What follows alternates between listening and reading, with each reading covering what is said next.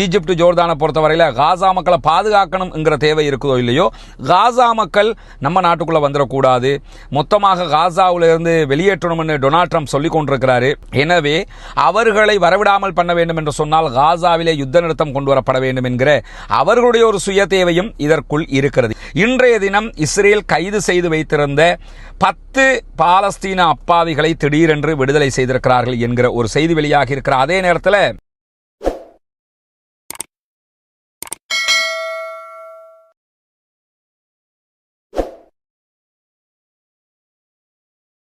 அஸ்ஸலாமு அலைக்கும் வரஹ்மத்துல்லாஹி வபரகாத்துஹு. பேரன்பிற்கினிய சகோதர சகோதரிகளே, நம் அனைவர் மீதும் ஏக இறைவனுடைய அமைதியும் கருணையும் உண்டாகட்டுமாக என்கிற உயரிய பிரார்த்தனைகளோடு காசாவில் கிட்டத்தட்ட 558வது நாளாக இன்றைக்கும் என்னவெல்லாம் நடக்கிறது என்கிற செய்திகளைத்தான் நம்ம பார்க்க இருக்கிறோம். நமக்கெல்லாம் தெரியும், அக்டோபர் 7, 2023 இஸ்ரேலிய ஆக்கிரமிப்பு படைகள் காசாவினுடைய நிலப்பரப்பின் மீது ஆக்கிரமிப்பு யுத்தத்தை ஆரம்பித்திருந்தது. ஆரம்பித்ததில் இருந்து இன்றைக்கு 557 நாட்கள், 2 வருடங்களை நம்ம நெருங்கிக் கொண்டிருக்கக்கூடிய இந்த நேரம் வரைக்கும் யுத்தம் தொடர்ந்து கொண்டே வருகிறது. இந்த நிலையில் இன்றைக்கு இதுவரைக்கும் 19 அப்பாவிகள் இஸ்ரேலுடைய தாக்குதல்களில் கொல்லப்பட்டிருக்கிறார்கள், ஷஹீதாகி இருக்கிறார்கள் என்கிற கவலைக்குரிய செய்திகள் வெளியாகி இருக்கிறார். அதே நேரம் 40க்கு மேற்பட்ட அப்பாவிகள் படுகாயம் அடைந்திருக்கிறார்கள் என்கிற செய்திகளும் வெளியாகி இருக்கிறது. இப்படி தினம்தோறும் இஸ்ரேலுடைய தாக்குதல்கள் அதிகரித்து வரக்கூடிய அதே நேரத்தில் எப்படியாவது ஒரு சமாதான உடன்படிக்கை வந்துவிட வேண்டும், சீஸ் ஃபயர் கொண்டு வரப்பட வேண்டும் என்பதில் சர்வதேசத்தில் இருக்கக்கூடிய சில முக்கியமான நாடுகள் மும்முரமாக செயல்பட்டு வருகிறது. அதிலே கத்தாருடைய வகிபாகம் என்பது மிக முக்கியமானது. தற்போது ஈஜிப்டும் அதோடு இணைந்திருக்கிறது, ஜோர்தானும் இணைந்து கொண்டிருக்கிறது. ஈஜிப்ட் ஜோர்தானை பொறுத்தவரையில் காசா மக்களை பாதுகாக்கணுங்கிற தேவை இருக்குதோ இல்லையோ, காசா மக்கள் நம்ம நாட்டுக்குள்ளே வந்துடக்கூடாது, மொத்தமாக காசாவிலிருந்து வெளியேற்றணும்னு டொனால்ட் ட்ரம்ப் சொல்லிக் கொண்டிருக்கிறாரு.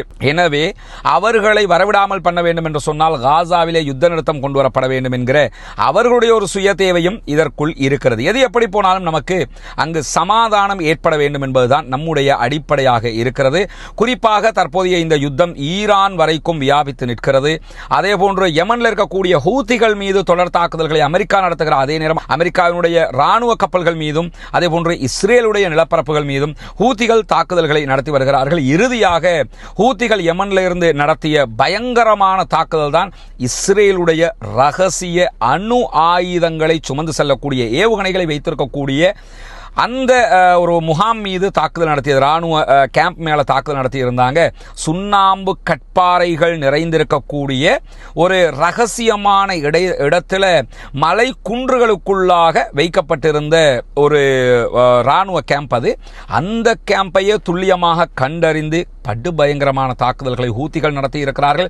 எனவே அதிலே இஸ்ரேலை எதிர்பார்க்காத பல இழப்புகள் அவர்களுக்கு ஏற்பட்டிருக்கிறது என்கிற செய்திகள் வெளியாகி இருக்கிற காரணத்தினாலையும் தொடர்ந்தும் இஸ்ரேலுக்குள்ள ஆர்ப்பாட்டங்கள் வெடித்துக் கொண்டிருக்கக்கூடிய காரணத்தினாலையும் எப்படியாவது இந்த யுத்தத்தை நிறுத்திவிட வேண்டும் என்பதில் தற்போது இஸ்ரேலும் முனைப்பு காட்டுகிறது என்பது நமக்கு தெளிவாக தெரிகிறது. இந்த நேரத்தில் தான் இன்றைய தினம் இஸ்ரேல் கைது செய்து வைத்திருந்த 10 பாலஸ்தீன அப்பாவிகளை திடீரென்று விடுதலை செய்திருக்கிறார்கள் என்கிற ஒரு செய்தி வெளியாகி இருக்கிற அதே நேரத்தில் இஸ்ரேலுடைய பாதுகாப்பு அமைச்சர் இன்றைக்கு வெளியிட்டிருக்கக்கூடிய அறிக்கையில் என்ன சொல்லியிருக்கிறாருன்னா, எக்காரணம் கொண்டும் நாங்கள் காசாவுக்குள்ள எந்த விதமான உணவுகள், மருந்துகள், தண்ணீரை கொண்டு போவதற்கு அனுமதிக்க மாட்டோம் அப்படின்னு சொல்லிருக்கிறார். ஐநா மீண்டும் மீண்டும் ஒரு விஷயத்தை வலியுறுத்துறாங்க. எப்படி வலியுறுத்துறாங்கன்னு கேட்டா, இது பசியோடு வைத்து கொள்ளுகிற ஒரு இன அழிப்பை இஸ்ரேல் செய்கிறது என்கிற விவகாரத்தை வலியுறுத்தி கொண்டே இருக்கிறார்கள். இப்படி தொடர்ந்து இஸ்ரேல் காசா மக்களுக்கான உணவு, மருந்துகளை தடுத்துக் கொண்டிருக்கக்கூடிய நேரத்தில் தான் இன்றைக்கும் இஸ்ரேலுக்குள்ள ஒரு பலத்த அடி இஸ்ரேலிய அரசாங்கத்திற்கு விழுந்திருக்கிறது. நேற்றைய நம்முடைய உரையை நீங்க கவனிச்சிருப்பீங்க, அதற்கு முந்தைய நாள் உரையை நீங்க கவனிச்சிருப்பீங்க, அதற்கு முந்தைய நாள் கிட்டத்தட்ட ஒரு 3 நாட்கள் உரையை கவனிச்சிருப்பீங்க. இஸ்ரேலிய ராணுவத்திற்குள் ஒரு புரட்சி ஏற்பட்டிருக்கிறது. இஸ்ரேலிய போர்சஸ்ல இருக்கக்கூடியவங்க இஸ்ரேல் ராணுவத்திலிருந்து விலகினாலும் பரவாயில்லை, யுத்தம் நிறுத்தப்பட வேண்டும், உடனடியாக பணைய கைதிகள் மீட்டுக் கொண்டு வரப்பட வேண்டும், இந்த யுத்தம் இஸ்ரேலிய பிரதமர் பெஞ்சமின் நெத்தன்யாகுனுடைய அரசியல் எதிர்காலத்திற்காக நடத்தப்படுகிறதே தவிர இந்த யுத்தத்தில் நம்ம ஜெயிக்கவும் முடியாது என்கிற ஒரு நிலைக்கு அவங்க வந்துட்டாங்கிறத நம்ம தொடர்ந்து சொல்லி வர்றோம். அதே மாதிரி இஸ்ரேலுடைய புதிய ராணுவ தளபதியாக பதவியேற்கக்கூடியவரும் என்ன பண்ணாருன்னா, நான் வந்தா வெட்டுவாங்க குத்துவான் தொலைப்பான் இந்த மாதிரி நின்னாரு. ஆனா கடைசியாக அவருடைய அறிக்கையும் எப்படி ஆயிடுச்சுன்னா, நம்மளால ராணுவ ரீதியில் வெல்ல முடியாது, உடனடியாக ஒரு சீஸ்ஃபயரை கொண்டு வாங்க என்கிற நிலைமைக்கு அவர் தள்ளப்பட்டிருக்கார். இதுக்கெல்லாம் காரணம் என்னன்னா, இஸ்ரேலிய ராணுவத்திற்குள் ஏற்பட்டிருக்கக்கூடிய புரட்சிகர மாற்றம். அவங்க யாருமே யுத்தத்துக்கு போக மாட்டோம்னு சொல்லி இருந்த நேரத்தில் நேற்றைய நம்முடைய வீடியோவில் 11,000 பேர் இதுவரைக்கும் இந்த புரட்சிகர குழுவில் இணைந்திருக்கிறார்கள் என்கிற செய்தியை நம்ம சொல்லியிருந்தோம். 11,000 பேர்ல ஆல்மோஸ்ட் மெஜாரிட்டியாக இருக்கிறவங்க யாருன்னா இஸ்ரேலி போர்சஸ், ரிசர்வ் போர்சஸ் இருக்கிறாங்க. தற்போது பணியில் இருக்கக்கூடிய ராணுவ அதிகாரிகள், அதிலும் குறிப்பாக விமானப்படையினுடைய அதிகாரிகள் இருக்கிறாங்க. 8200 என்று சொல்லக்கூடிய இஸ்ரேலுடைய கணினி உளவு பிரிவு, சைபர் கிரைம் சம்பந்தப்பட்ட உளவு பிரிவினுடைய முக்கிய அதிகாரிகளும் அதிலே இணைந்திருந்தார்கள். மொசாதினுடைய அதிகாரிகள் இணைந்திருந்தார்கள். ஷின்பத்தினுடைய அதிகாரிகளும் இணைந்திருந்தார்கள். இப்படி உளவுத்துறையில் இருக்கக்கூடிய அதிகாரிகள் எல்லாம் இணைஞ்சுக்கிட்டு இருக்கிற நேரத்தில் நேற்று என்ன பண்ணாங்கன்னா, நேற்று இரவைக்கு பிறகு இஸ்ரேல் முழுவதும் இருக்கக்கூடிய கல்வியலாளர்கள், அதே போன்று இஸ்ரேல் முழுவதுமே இருக்கக்கூடிய ராணுவத்தில் இருக்கக்கூடியவங்க, இப்படி அத்தனை பேரும் கையெழுத்து இடுகிற வகையில் இந்த கையெழுத்து இயக்கம் நாடு பூராக வியாபிக்க ஆரம்பித்திருக்கிறது. அந்த அடிப்படையில் அன்பிற்கினிய சகோதர சகோதரிகளே, நமக்கெல்லாம் தெரியும், புனிதமிக்க ரமலானுடைய மாதத்தில் நம்ம வெளியிட்டு வந்த ஒரு அறிவிப்பு தான், பொத்துவில் பகுதிகளில் இலங்கையினுடைய கிழக்கு மாகாணத்தின் முதன்மை ஊராக இருக்கக்கூடிய அந்த ஊரில் ஒரு வீடு இல்லாத சகோதரர்களுக்கான 14 வீடுகளை அமைக்கிற திட்டத்தை நம்ம ஆரம்பிச்சிருக்கிறோம். அதற்குரிய பணிகள் மிக மும்முரமாக நடைபெற்று வருகிறது. அதனுடைய காட்சிகளை நீங்க பார்ப்பீங்க. வீடுகள், ஒரு வீடு முழுமையாக கம்ப்ளீட் ஆகிற ஒரு நிலைக்கு வந்திருக்கு. இரண்டாவது வீடும் நெருக்கமாக முடிப்பதற்கு நெருக்கமாக வந்திருக்கிறோம். மூன்றாவது வீடு கட்டப்பட்டு கொண்டிருக்கிறது. 4வது வீட்டுக்கான ஆரம்ப பணிகளும் ஆரம்பிக்கப்பட்டு விட்டது. எனவே முதல் கட்டமாக 5 வீடுகளை முடிப்பதற்குரிய ஏற்பாடுகளில் மும்முரமாக நம்ம செயல்பட்டு வர்றோம். இதெல்லாமே உங்களுடைய ஜகாத்து மற்றும் சதகா நிதிகளை கொண்டுதான் செயல்படுத்தப்பட்டு வருகிறது என்பது உங்களுக்கு தெரியும்.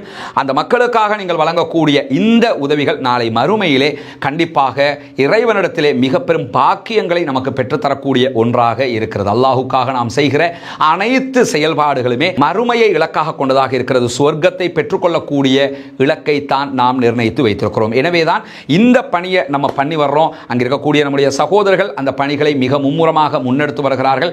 இதற்காக உங்களிடத்தில் தான் நாம் தொடர்ந்தும் உதவிகளை எதிர்பார்த்து வருகிறோம். எனவே இதற்காக உதவ விரும்புகிற சகோதர சகோதரிகள், தாய்மார்கள், பெரியவர்கள், முன்னால் தெரிகிற நம்முடைய வங்கி கணக்கிலக்கத்திற்கு உங்களால் முடிந்த உதவிகளை வாரி வழங்க முடியும். அது எவ்வளவு பெரிய தொகை அல்லது எவ்வளவு சிறிய தொகை என்பதல்ல, இறைவனிடத்திலே நன்மையை பெற்றுத்தரக்கூடிய ஒரு காரியத்திற்கு நம்மால் முடிந்த எல்லா உதவிகளையும் நாம் செய்ய முடியும். எனவே அங்கு நடக்கக்கூடிய இந்த பணிகள் வேகமாக நடைபெற்று அந்த மக்களும் நம்மை போன்ற மகிழ்ச்சியானவர்களாக மாறுவதற்கு உங்களால் முடிந்த உதவிகளை வாரி வழங்குமாறு அன்பாக கேட்டுக்கொள்கிறோம். தற்போது நம்ம இந்த வீடியோ பேசுகிற கடைசி நேரத்திலையும் எடியோ தகரனோத் வெளியிட்டிருக்கக்கூடிய அறிக்கையில் கடைசி 1 மணி நேரத்துக்கு முன்பதாகவும் 200க்கு மேற்பட்டவர்கள் ராணுவத்தைச் சேர்ந்தவர்கள் உடனடியாக யுத்தத்தை நிறுத்துங்கள், இல்லை என்றால் நாங்கள் யுத்தத்துக்கு போக மாட்டோம் அப்படின்னு சொல்லி கையெழுத்து போட்டிருக்கிறாங்க என்கிற செய்திகள் வெளியாகி இருக்கக்கூடிய நேரத்தில் இன்றைக்கு முழுவதும் இதுவரைக்கும் கிட்டத்தட்ட 1,10,000க்கு மேற்பட்டவர்கள் யுத்தத்தை நிறுத்த வேண்டும் என்று கையெழுத்திட்டிருக்கிறார்கள். இதிலே அதிகமானவர்கள் ராணுவத்தைச் சேர்ந்தவர்கள், 2ஆம் கட்டத்தில் இருக்கக்கூடியவர்கள் ராணுவ மருத்துவர்கள், மிலிட்டரி டாக்டர்ஸ் இருக்கிறாங்க, 3ஆம் கட்டமாக ப்ரொஃபசர்ஸ் இருக்கிறாங்க, 4ஆம் கட்டமாக கல்வியலாளர்கள், ஆசிரியர்கள் இருக்கிறார்கள், 5ஆம் கட்டமாக இன்னும் மற்ற தொழில்துறைகளில் இருக்கக்கூடிய அதிகாரிகள் இருக்கிறார்கள். எல்லாமே இன்டலெக்சுவல்ஸ். யுத்தத்தை நிறுத்துங்க. ஏன்னா இப்ப மொத்த இஸ்ரேலில் இருக்கிறவனுக்கு என்ன புரிஞ்சிருச்சுன்னு கேட்டா, இந்த யுத்தம் நடக்கிறது காசாவை கைப்பற்றுறதுக்கோ நம்ம பணைய கைதிகளை மீட்டுக்கிட்டு வர்றதுக்கோ இல்ல, நெத்தன்யாகு என்கிற தனி மனிதனுடைய அரசியலை பாதுகாப்பதற்கு, எவண்டையாவது அரசியலை பாதுகாக்கிறதுக்கு எங்க பிள்ளைகள் ஏன் சாகணும் என்கிற ஒரு நிலைக்கு அவங்க வந்துட்டாங்க. ஒரு அருமையான ஒரு நிலைப்பாட்டை அவர்கள் எடுத்திருக்கிறார்கள். அந்த அடிப்படையில் இன்றைக்கு 1,10,000 தாண்டிய கையெழுத்துக்கள் பெறப்பட்டிருக்கிறது. இது இஸ்ரேலிய பிரதமர் பெஞ்சமின் நெத்தன்யாகுவுடைய ஈர கொலையையே ஆட்டுகிற ஒரு செயல்பாடாக மாறி இருக்கிறது. நம்ம அமெரிக்காவை சமாளிக்கிறதா, பாலஸ்தீன விடுதலை போராளிகளை சமாளிக்கிறதா, ஈரானை சமாளிக்கிறதா, ஹூத்திகளை சமாளிக்கிறதா, இந்த யுத்தத்தை எப்படி சமாளிக்க போறோம்ங்கிறத தாண்டி இப்ப உள்ளுக்குள்ள இருக்கக்கூடிய ராணுவத்தை எப்படி சமாளிக்க போறோம்ங்கிறது தெரியாம தடுமாறுகிறார்கள் என்கிற என்கிற செய்திகளுக்கு மத்தியில் பாலஸ்தீன விடுதலை அமைப்பினுடைய துணை ராணுவ குழு இன்னைக்கு சரமாரியான தாக்குதல்களை ஜெனின் பகுதிகளில் ஜெனின் பட்டாலியன் நடத்தி இருக்கிறார்கள் என்கிற செய்திகள் வெளியாகி இருக்கிறது. குறிப்பாக ஜெனின் பட்டாலியன் இன்றைக்கு வெளியிட்டிருக்கக்கூடிய அறிக்கை நீங்க பாத்தீங்கன்னா, எங்களுடைய போராளிகள் ஜெனின் பகுதிகளில் ஒரு மிகப்பெரிய காலாட்படையை எதிர்கொண்டார்கள் என்று அறிவித்திருக்காங்க. ஒரு தரைப்படையை எதிர்கொண்டிருக்காங்க. இந்த தரைப்படையில் மினிமம் 30 பேர் இருந்ததாக சொல்லப்படுகிறது.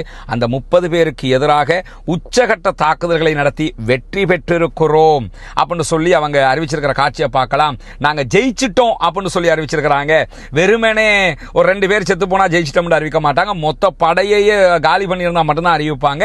எனவே நாங்கள் எங்களுடைய இந்த ஜெனின் பட்டாலியன் இன்றைய தாக்குதலில் மொத்தமாக இஸ்ரேலுடைய காலாட்படையை கபருக்குள் அனுப்பி இருக்கிறது என்கிற செய்திகளை வெளியிட்டிருக்கக்கூடிய நேரத்தில் இன்றைக்கு பாலஸ்தீன விடுதலை அமைப்பினுடைய ஈரான் தலைநகரில் இருந்து செயல்படக்கூடிய ஈரானுடைய பிரதிநிதியாக இருக்கக்கூடிய பாலஸ்தீன விடுதலை அமைப்பினுடைய ஈரானுக்கான பிரதிநிதியாக செயல்படுகிற ஹாலித் ஹதூமி அவங்க ஒரு முக்கியமான அறிக்கையை வெளியிட்டிருக்கிறார். அதில் அவர் என்ன சொல்லியிருக்கிறார்னு கேட்டா, இஸ்ரேல் ஒரு ப்ரொபோசலை தந்திருக்கிறாங்க எங்களுக்கு யுத்த நிறுத்தம் தொடர்பாக. அந்த ப்ரொபோசலை நாங்கள் ரீட் பண்ணி கொண்டிருக்கிறோம், அதை பற்றி ஆராய்ந்து கொண்டிருக்கிறோம். இந்த ப்ரொபோசலை நாங்கள் ஏத்துக்கிறதா இல்லையாங்கிறது பற்றிய ஆய்வுகள் நடந்து வருகிறது. ஆனால் என்ன ப்ரொபோசலை தந்தாலும் நாங்கள் ஒரு விஷயத்தில் தெளிவாக இருக்கிறோம்.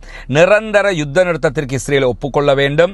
இஸ்ரேல் ராணுவம் மொத்தமாக காசாவை விட்டு வெளியேற வேண்டும். அடுத்த 3 ஆண்டுகளுக்குள்ளாக காசா மீண்டும் மீள் கட்டுமானம் செய்யப்பட வேண்டும். காசாவை ஆளுவது யார் என்பதில் ஒரு தொழில்நுட்ப டீமை போட்டு அதை நாங்கள் முடிவெடுத்துக்கலாம். ஆனால் ஆளுகிறவர்கள் கண்டிப்பாக காசாவை சேர்ந்தவர்களாக இருக்க வேண்டும் என்பதில் மிக தெளிவாக இருக்கிறாங்க. என்ன நடந்தாலும் எங்களுடைய இறுதி மூச்சு இருக்கிற வரைக்கும் இந்த முடிவை மாற்ற மாட்டோம் என்பதில் மிக கவனமாக இருப்பதாக இன்றைக்கு ஹாலித் ஹதூமி அவர்கள் ஈரான்ல இருந்து வெளியிட்டிருக்கக்கூடிய அறிக்கையிலையும் சொல்லியிருக்கக்கூடிய நேரத்தில் தான் தற்போதைய ப்ரொபோசல் பேச்சுவார்த்தையில் இருக்கிறது. எகிப்தும் கத்தரும் முன்னின்று இந்த செயல்பாடுகளை முன்னெடுக்கிற அதே நேரத்தில் ஒரு செய்தியை நீங்க பார்த்திருப்பீங்க. அமெரிக்காவோடு சேர்ந்து சவுதி அரேபியா ஹூத்திகளை தரை வழியாக தாக்குவதற்கு திட்டமிடுகிறது என்கிற ஒரு செய்தி பரவலாக பரப்பப்படுகிறது. இதுவரைக்கும் ஆதாரபூர்வமான எந்த விதமான செய்திகளும் அப்படி வெளியாகவில்லை. ஹூத்திகள் கூட இப்படி ஒரு சம்பவம் இருக்கிறது என்று எங்கும் சொல்லவில்லை. ஈரானுடைய எந்த ஊடகங்களும் கூட இதை பற்றி பேசவில்லை. வெஸ்ட் மீடியாக்கள்ல கூட இது ஒரு முக்கிய செய்தியாக யாருமே பேசல. அங்கங்க சில யூடியூபர்ஸ் என்ன பண்றாங்கன்னு கேட்ட இந்த செய்தியை சொல்றாங்களே தவிர எந்த விதமான ஒரு அடிப்படையும் இல்லாத ஒரு செய்தியாகத்தான் இதுவரைக்கும் இருக்கிறது. அப்படி ஹூத்திகள் மேல இந்த மாதிரியான ஒரு நேரத்தில் சவுதி அரேபியா கை வைப்பதற்கு நினைக்கவும் மாட்டாங்கன்னு நான் நினைக்கிறேன் பர்சனலி. ஏன்னு கேட்டா இப்ப இருக்கக்கூடிய நிலைமைங்கிறது ஹூத்திகள் இஸ்ரேலுக்கே சரவெடி தாக்குதல் நடத்தும் போது டெய்லி தீபாவளி பட்டாசு மாதிரி கொளுத்திக்கிட்டு இருக்கிற நேரத்தில் சவுதி அரேபியா தற்போது மூக்க நுழைச்சுக்கிட்டாங்கன்னா, சவுதி அரேபியாவுக்கு 2015 ஒரு மருந்து கட்டியிருக்கிறாங்க ஹூத்திகள். அரம்கோ என்கிற அமெரிக்க சவுதி அரேபிய கம்பெனி, அவங்க தான் ஆக உச்சகட்ட கம்பெனி சவுதி அரேபியாவில் எண்ணெய் எடுப்பதில். அந்த கம்பெனி மேலேயே ஆளில்லா விமான தாக்குதல் நடத்தினாங்க. அதுக்கப்புறம் தான் ஹூத்திக்கும் சவுதிகளுக்கும் இடையிலான சண்டையே முடிவுக்கு வந்தது, சமாதானமாக முடிந்தது. எனவே அவங்க இஸ்ரேல் வரைக்கும் அட்டாக் பண்றவங்களுக்கு சவுதி அரேபியாவுக்கோ சவுதி அரேபியாவினுடைய மற்ற நகரங்களுக்கோ குறிப்பாக அரம்கோவுக்கோ தாக்குவது ரொம்ப லேசானது என்பது சவுதி அரேபியாவுக்கு தெரியும். அதனால் அப்படி ஒரு முனைப்பு அவங்க எடுப்பதற்கான வாய்ப்புகள் இல்லை. இன்னும் சொல்ல போனால் சவுதி அரேபியா தற்போது பல அபிவிருத்தி திட்டங்களை முன்னெடுத்துக் கொண்டிருக்கிறாங்க. நியோன் திட்டம் நடைமுறையில் இருக்கிறது. சவுதி அரேபியாவினுடைய இன்னும் பல சோசியல் திட்டங்களை அவங்க முன்னெடுக்கிறாங்க. 2030 என்கிற ஒரு விஷனை நோக்கி அவங்க போய்கிட்டு இருக்கிறாங்க அபிவிருத்தி பொருளாதார ரீதியாக. அந்த நேரத்தில் இப்படியான ஒரு மடத்தனமான ஒரு முடிவு அவங்க எடுத்தாங்கன்னு சொன்னா அது அவர்களுக்கு பாதிப்பாக முடியும் என்பதும் அவர்களுக்கு தெரியும். எனவே பாலஸ்தீனம் தொடர்பாக இன்றைக்கு வெளியாக இருக்கக்கூடிய மிக முக்கியமான செய்திகளை தான் நம்ம இந்த இடத்துல பார்த்திருக்கிறோம். பாலஸ்தீனம் வெற்றி பெற வேண்டும், பாலஸ்தீனம் சுதந்திரம் அடைய வேண்டும், பாலஸ்தீன மக்களும் நம்மை போன்ற நிம்மதியானவர்களாக மாற வேண்டும், வாழ வேண்டும் என்கிற உயரிய பிரார்த்தனைகளோடு பாலஸ்தீன மக்களுக்காக தினமும் பிரார்த்தனை செய்யுங்கள் சகோதரர்களை. இஸ்ரேலிய ஆக்கிரமிப்பு ராணுவத்தினுடைய அட்டூழியத்திற்கு எதிராக தொடர்ந்தும் அல்லாஹ்விடத்திலே குனூத்து நாசிலாவை ஓத மறந்து விடாதீர்கள். ஜனநாயக ரீதியாக பாலஸ்தீன மக்களுக்காக தினமும் குரல் எழுப்புவோமாக. வாஹ்ர் தஅவானா அல்ஹம்துலில்லாஹி ரப்பில் ஆலமீன்.